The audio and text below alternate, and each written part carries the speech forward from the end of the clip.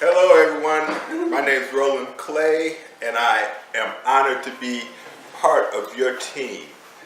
I was introduced to your group via Mac and I'm glad I joined the Navy in 1983 and I retired in 2003. Wow, stayed the whole time. The whole time. Wow. My family, all the males did military service. I was the first one to ever re-enlist. But of course, I was the first one to join the Navy. Everybody else did the Army. Army Guard outside, Navy Guard inside. Totally different. Military was an interesting experiment. It was very interesting for me. I grew up in Detroit, Michigan, and it's its own little bubble. Yeah. When I joined the military, I was introduced to people from all walks of life. Live in different ways, doing different things. I thoroughly enjoyed it. On my Facebook, I posted Navy, best of times, the worst of times. But I wouldn't trade it for anything. I really enjoyed it. All right, tell us something about how you ran into me, Mac Curtis, or HT2 McCurtis, and how we met on the George Phillip or whatever. Yeah. Whatever that little frigate is. My first ship was the USS Scott, DDG 995. Okay. And that was out of Virginia. Navy. Yeah, that was out of Virginia. Decommissioned USS Valley Forge, CG-50. Yeah. CG-50. She's gone.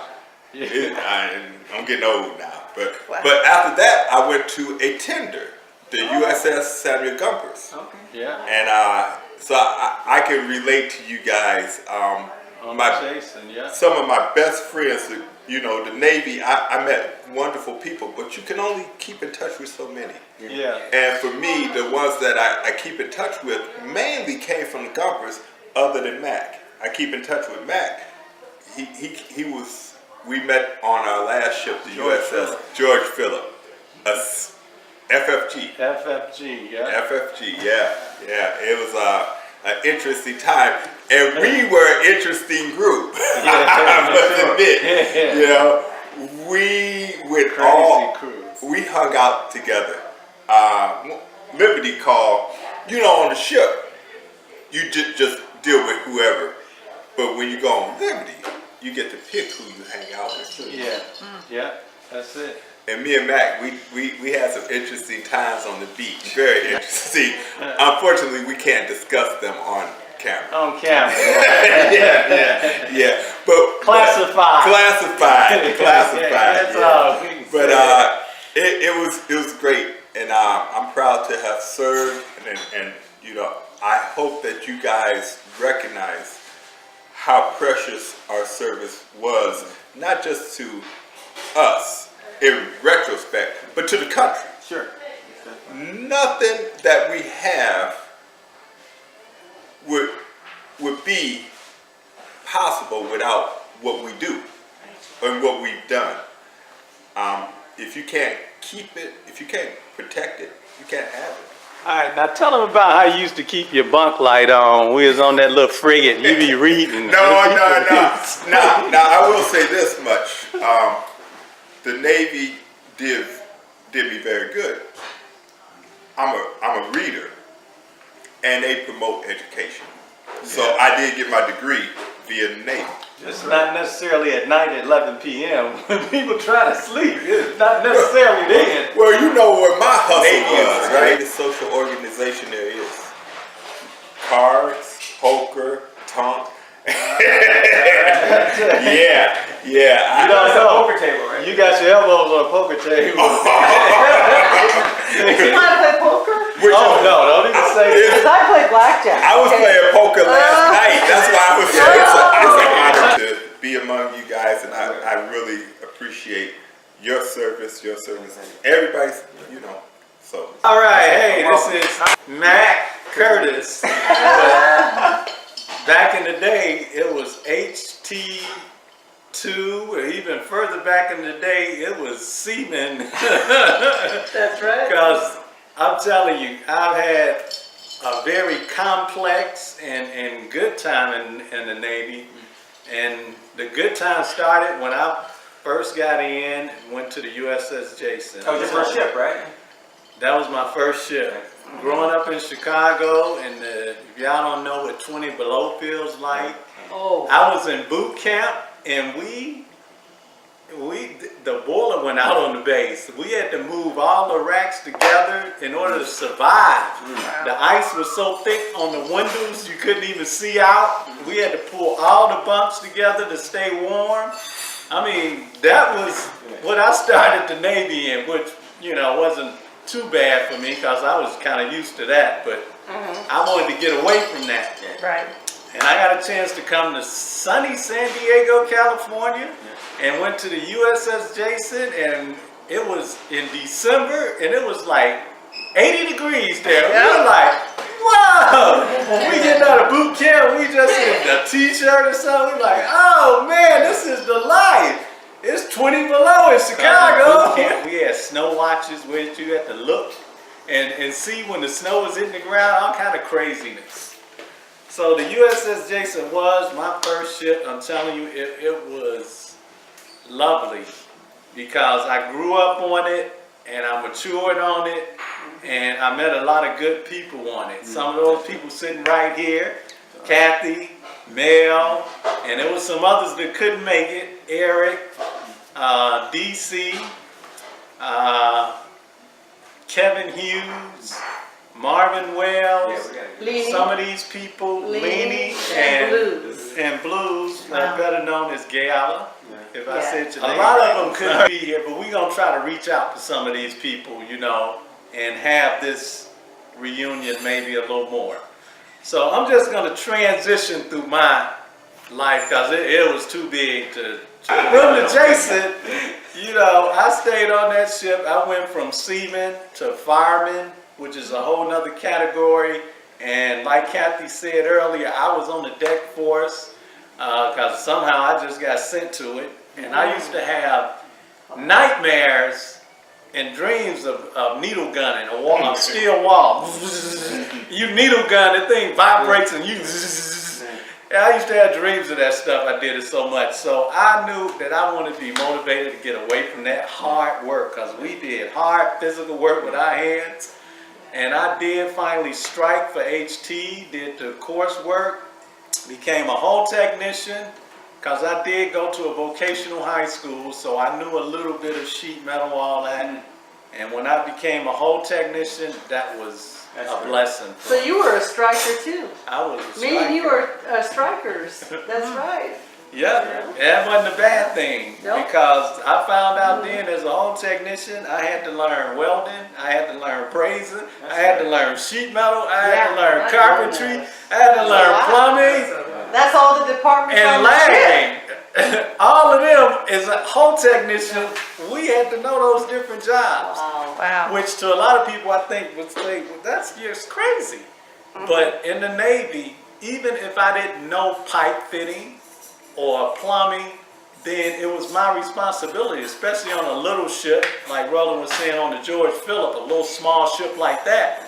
Just because I'm HT, if they need some of the toilets unstopped, guess who got to do it?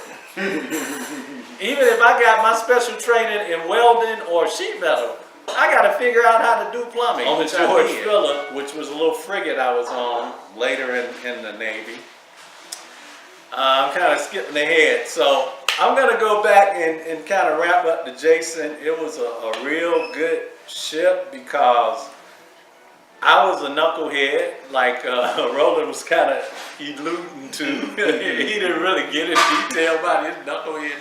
But I was a knucklehead too. I couldn't be told what to do or we used to do wrong. And I used to be on the, working with the bosun mate, working at what they call dark 30. When you get in trouble, you stay until it get dark. So we worked till it got dark when everybody else left at 4 o'clock. Because we was running around and having fun and playing when we were supposed to be working. So I worked a lot the dark 30. And then as a hull technician, I came in there and I started learning sheet metal because they sent me first to the ship fitter shop. I learned ship fitting. Then I went to sheet metal. I started learning that. And that's when I first got introduced to administrative work. And it was no joke because my chief or supervisor said that he wasn't coming to the shop no more because he was so many days from retirement, and they get that short timers, what they call Short timer. attitude. That's right. They get A short one timers digit, attitude. 2-digit midget. That's what And they don't want to do their regular job. So Okay. he said, guess what, guys? I'm not coming here no more. Y'all gonna have to do my job. And I was the lead second class, so all of the paperwork fell on me. And I had to learn paperwork from scratch. I'm telling you, I knew Wow. nothing on it. I stayed on the Jason to about 81. I met a lot of people, had a lot of fun. We went overseas twice. I think we went to the Philippines first time. We went to Hong Kong, Hawaii.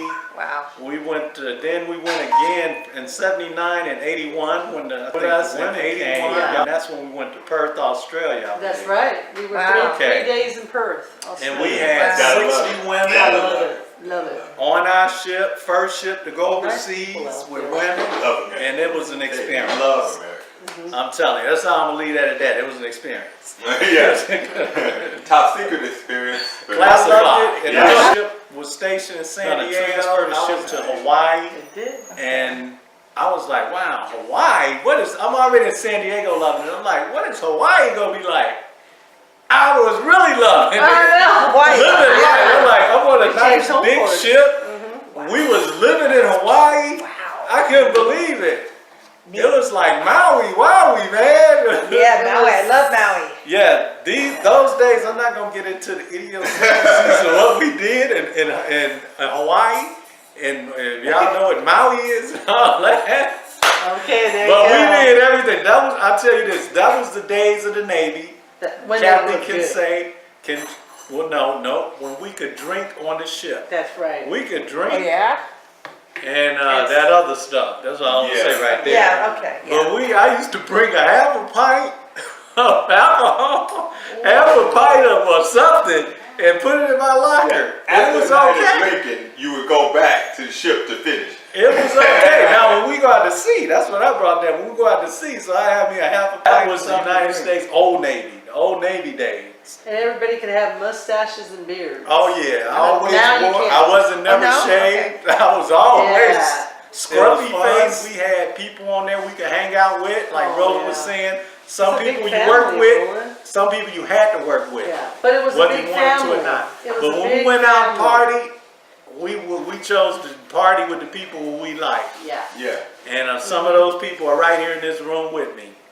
And we're still having fun That's together. right. Yeah. So that was the USS Jason. Now through this second part. I got out of the Navy in '86, and I ended up moving to Los Angeles to go get me a degree in art because I got on shore duty, got in graphics. I was big in graphics. Went to school, got my art degree, and I was doing art in LA. I was living here. I lived here for 12 years in LA. And I'm gonna tell you, LA has a lot of opportunities, has a lot going on here, and it was total different from San Diego. Oh, yeah. I really got blown up business-wise. I was doing all kind of business. I think I worked for Warner Brothers, asked me to come and do a job for them or something. I was so busy, too busy, I couldn't even take it. And somebody was telling me, you turned down Warner Brothers? I was like, I had other stuff going.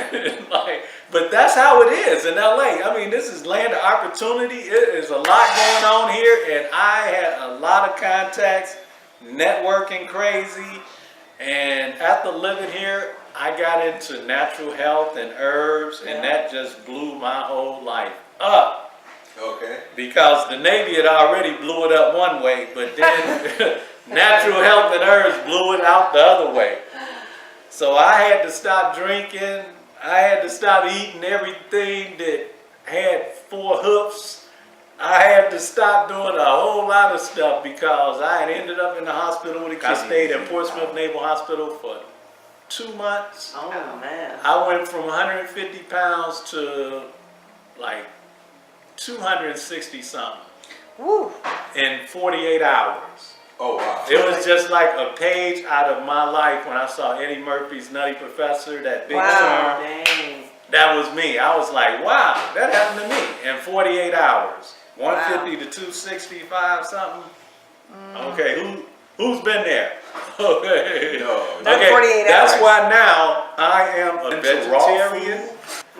I have a regimented diet that I call, and you know, I try not to push it on other people, you know, but I think a lot of people here know where I came from. I used to do and eat some of everything. I needed a change. My life seriously needed a change, and I got that change. So I had a family of people here that was fulfilling me with knowledge and herbs, and I said, you know what? After spending 12 years in LA, I ended up working at the school that I got my degree, which is Los Angeles Trade Technical College. One of the best jobs that I had. I was working in one of their shops there as a tool keeper, and also purchasing some of the supplies and tools for the school, for that department. I said, you know what? I can't see myself working 30 years for somebody. I always said that. I said, I can't see myself working 30 years for somebody. I guess that was the Roland in me. So I said, no, 30 years, I can't do this. So I said, I need to go back and retire. I'd only did 10 years in the Navy. I went back. I was about 40-something years old. Went back. It was the new Navy now. Oh, yeah. What they call it. It wasn't no more old Navy. Okay. No drinking on the ship. big Culture difference. shocks. No bosuns mate putting their foot in your butt. It was the kinder, gentler, you know, where they was in Nice, boot camp and they was nasty giving them stress cards to do stuff. They was patting them and saying, "Are you okay?" and stuff like that. So it was a new Navy. I had to learn how to be a leader, effective, give orders, and make people do what I needed them to do. That all happened in the new Navy challenge. But fortunately, they gave me a school. I went to instructor training school where I learned how to teach. This started opening up my whole career in teaching. Because then I started transitioning from art to teaching, and on down the line, I did finish a career and retired in the Navy. After I left the little frigate I'd been on, I was in the frigate Navy, which is the smallest ship in the Navy. I don't think they even make those no more. They gave them away to some other country. Just give All frigates were with a little, they put them way out front of the carrier and the task force. So we'd be the first one to get shot at. You know, that's how we were. Women weren't allowed on those ships. No. It wasn't enough space for men to be on them, let me tell you. So frigate Navy was awful. It was undermanned always, and we were overworked. Wow. We were always working long hours, Well, and we had some people were. Yeah, some people. That's Roland talk. Moving on in my career, I just say it has been fantastic. After I retired from the Navy, I was able to get a job that I was asking for, a government job, government. I wanted a government job. God blessed me with a government job. I went up to Philadelphia. That's when I became a contract specialist. I was writing Navy contracts. I was asking anybody want a government contract, talk to me. I can tell you how to get one. I was writing Navy contracts, $100,000 contracts, and I'd only been working there like 4 months. So my time there was a blessing because that's when I met my wife that's sitting here to the side, Betty. We was out at a function at some church. I was doing my thing as a speaker. She was there as a realtor, had a booth, and we just kept in contact. And I lived in Philadelphia, I think about 4 or 5 years. I got offered a job in San Diego, and that's when I told my wife, look, I said, I'm going to San Diego, but we're gonna get married. And now we're in San Diego, living life, loving it. But I gotta tell y'all, if you can live a healthier life, you gotta go to maxherbtalk.com. I'm telling you, Yeah, that's right. a little bit of prevention adds a lot of happiness to your life.